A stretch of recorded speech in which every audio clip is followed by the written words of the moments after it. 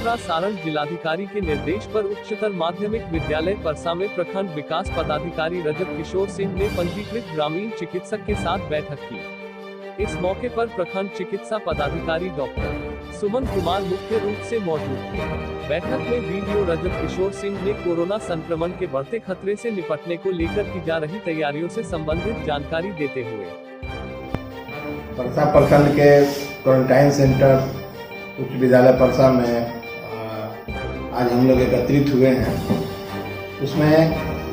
Registered medical practitioner जो हमारे ग्रामीण चिकित्सक समन्वय समिति के मेंबर्स हैं, उनको हम लोगों ने आज बुलाया और हमारे माननीय मुख्यमंत्री जी के द्वारा ये अपील किया गया था कि वे लोग प्रशिक्षित भी हैं और गांव से जुड़े हुए हैं, तो कोरोना महामारी से बचने के लिए इनका सहयोग अपेक्षित है। इस क्रम में आज हम लोगों ने अपना विचार विमर्श आदान प्रदान किया। इसके क्रम में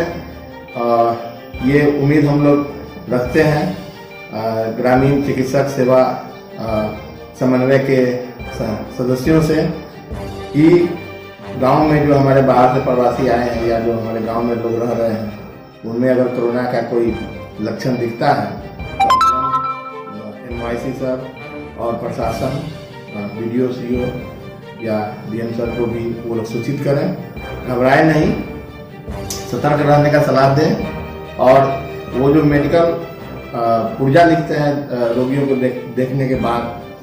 तो RX के बाद मैंने कहा कि आप लोग मास्क का प्रयोग करें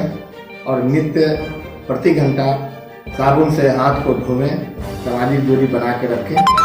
ये एक मुहर बना लें और प्रिस्क्रिप्शन बनवा लें या दवा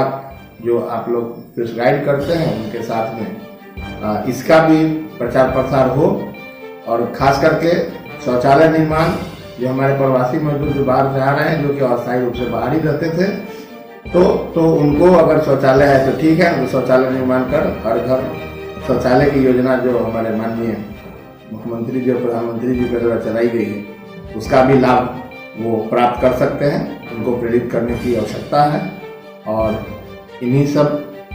उम्मीदों के साथ हम लोगों ने एक समन्वय के साथ बैठक किया, जिसका कि अच्छा